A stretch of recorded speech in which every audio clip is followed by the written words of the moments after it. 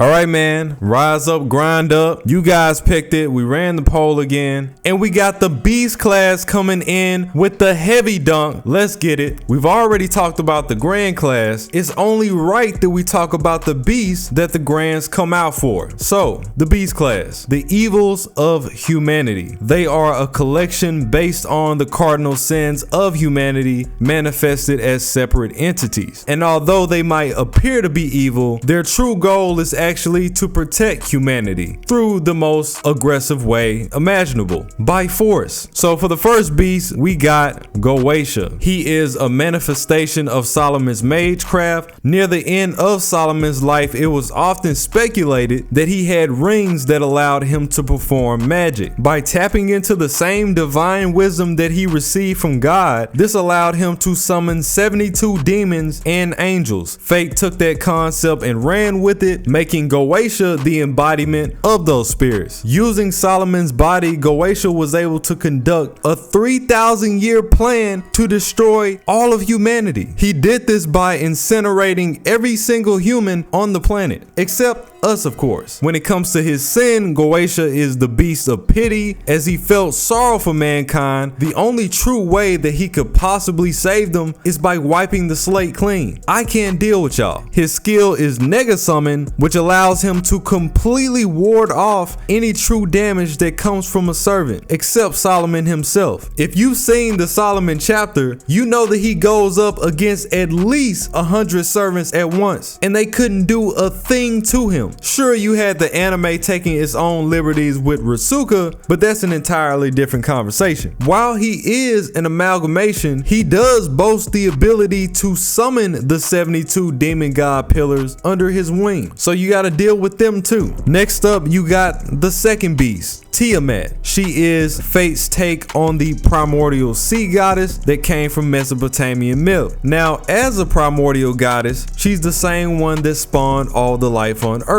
She has multiple forms, and in the story, she continued to make her transformations based on the level of danger she was in. It took multiple high-level servants just to bring her down, most of which being gods and goddesses. A Grand, who was King Hassan, a Grand Candidate, who was Merlin, and even when we did beat her, it was less of us defeating her and more of her just giving up. She's with that, I'm telling you. Tiamat comes to us as the beast of regression. Due to the advancement of mankind, she kind of feels like we turned our back on her, and she has a lot of angst for the world because of that reason. Therefore, the only proper way to restore the balance is by flooding the entire world with her mud and making everybody her children once again. Her skill being Negagenesis, it's a bounded field that allows her to minimize the damage of a phantasm from any regular servant. Another thing is that since she is the mother goddess, she does have the power to use her chaos tide to turn people into her children. Once you've been submerged in this mud, you will be reborn as one of her children and continue on in the process, otherwise known as the Lamu. You have the Bel Lamu, which were the strongest firstborn beings that were closest to her, gaining access in flight, power, and even higher survivability in comparison to all the other Lamu. The other side of the spectrum is when she takes control of a servant, which in that case, they will view anybody or anything that goes against their mother as the enemy. Next up, you got the Beast 3.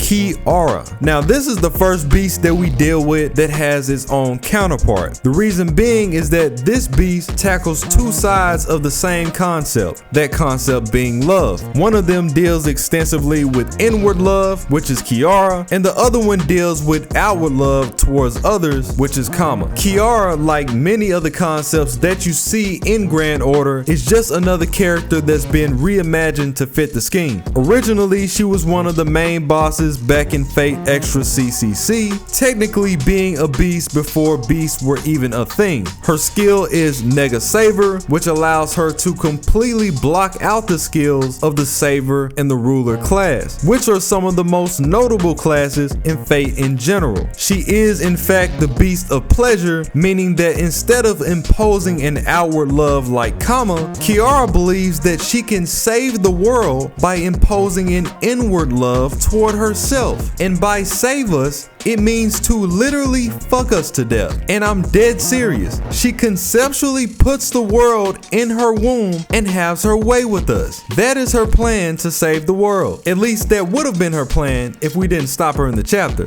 I know. Unbelievable. And to think I still want to go through with it. When it comes to her power, of course, she scales up to devastating the entire planet. Easy. In fact, she already had plans to do so once she got outside the chapter. There was a bad end where she just touched the main character and he dissolved into nothing. Okay, she has hair tentacles that can one-shot you. She used 128 servants just for food over and over again. She even bodied one of Gauesha's demon pillars. He tried to take control of her, and the only thing he could come up with was her pinky. And then she ate him. Where's the mercy? And then on the other side, you have Kama, who is also Beast 3. She's comprised of two entities, Kama, who is the deity of love from the Hindu pantheon, and Mara, who is the demon king that appears in Buddhism. As a whole, they work together as one unit to tackle the cardinal sin of lust. Her main skill is Nega Desire, which allows her to charm any being, any person that wishes for something at all, to weaken under her domain. So that's basically everybody, because everybody wants something. This was something that was shown overtly to us in her domain when we could do little to no harm to her at all. If that wasn't enough, as long as she has territorial advantage, she can continue to multiply her existence. She's like a disease. You take out one, she separates into two. She has ridiculous amounts of power, conceptually being stated to be universe level, and she's only held back by the fact that she had to borrow Sakura's body to pull it off. So in that light,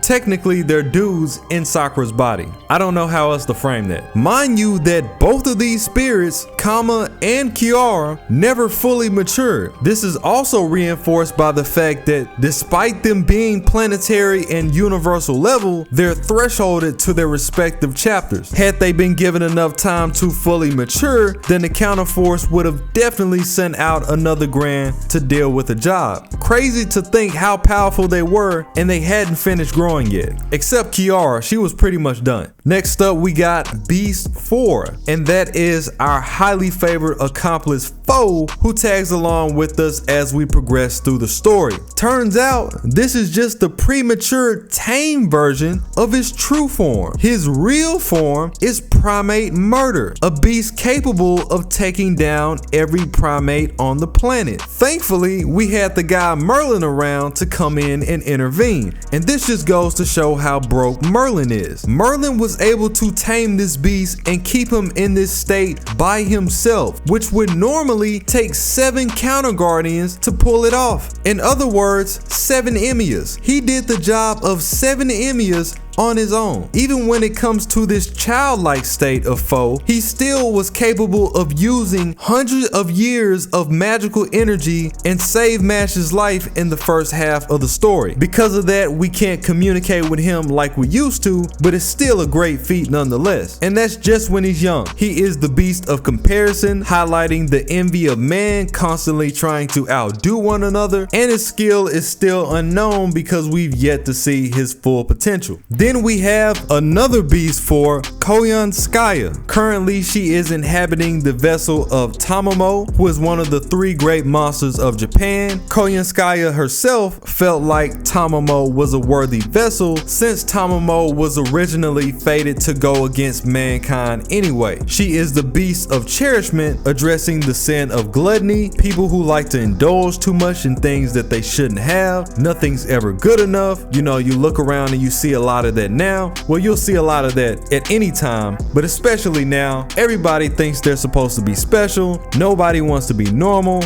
and they just completely forego the essentials of life. It's a mess out here. Her skill is Nega Self, which negates the independence of the animals she's taken inside of her. So far from what we know, she was seeking to become the first composite beast using the main character, the alien god, and Amaterasu as a part of her spirit board or her Saint Graph. her general makeup. This would without a doubt make her bar none to most of the entities in the verse. Next up, we got Beast 6 from Fate Prototype Fragments. This is better known as Beast of 666 from the Book of Revelations. We get to hear about their appearance at the end of the story when they're summoned by Monica. Their skill is Nega Messiah, and if we're using another beast for example, the skill essentially means that it negates anything that relates to Christ. Holy weapons, holy concepts, scriptures, figures, so on and so forth. It is also the beast of depravity, recognizing the overall greed of humanity. Keep in mind that this beast was premature, and it took Arthur unlocking half of his seals on Excalibur and getting help from several servants lending him energy just to take this beast down. And it wasn't even finished growing yet. Per usual, it can devastate the planet. As of right now, there are multiple variants of Beast 6 that we're still learning about. The Whore of Babylon being one of them. This stems off into a different timeline from the original FGO, that being FGO Arcade. In this take of FGO, you have one variant of Beast 6 who manifests in the body of Nero Claudius as the Whore of Babylon. You heard me right. Even in the Beast class, somehow you cannot escape becoming a Saberface. I'm convinced that we'll all become Saberfaces eventually. Her sin is depravity and her skill is Nega Messiah. And in a similar fashion to the Gorgon that appears in Babylonia, she can also summon her own demonic beasts that act as her subordinates. Lastly, we have the honorable mentions, which of course go to our beast candidates who didn't quite become a beast, but they do fit the role had they been led down that path and given enough time. We have the OG,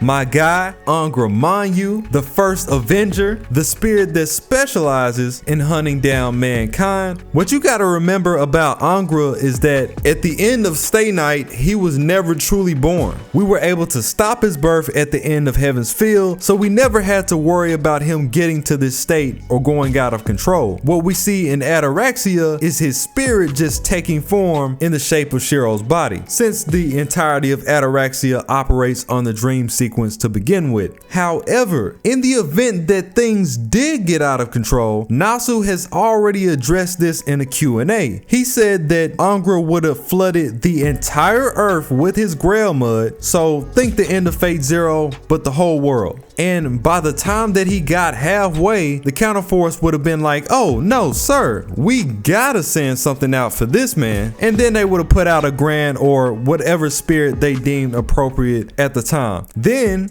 you have, you guessed it, your favorite wizard, the man Merlin. It's been stated that because of his background, in a scenario where he wasn't on our side, he too would be a threat to humanity. You even have his materials mentioned that he would be a premature beast. I mean, if you pay attention to the way that he acts now, Merlin doesn't really rub you as this benevolent person to begin with. He does exactly what he's supposed to at the very last minute, and that's it. He's more like a Shakespeare teetering on the line of good and evil just because he finds it interesting to see how everything unfolds. That's why he's always trolling us, showing up in just the nick of time. You gotta love it. And then there's Amaterasu, who is the sun goddess from Shinto religion. She's been referenced several times in Fate already, especially along the lines of Fate Extra. She is one of the highest goddesses in Japanese myth in general, and by extension, she is often considered one of the strongest. Her spirit is so powerful, even in Fate, that it has to be divided into several parts, which is where we get concepts like the Tamamo 9. Going back to Koyanskaya, this sets up the background for one of those spirits, which was Tamamo Vich, the same body that Koyanskaya is using to get to her goal. She wants to recreate the power of the nine-tailed fox, but with something even more powerful, something that shouldn't exist. It's like putting the strongest spirits you can find in the blender and coming out with a homunculus or a chimera. Have you seen this?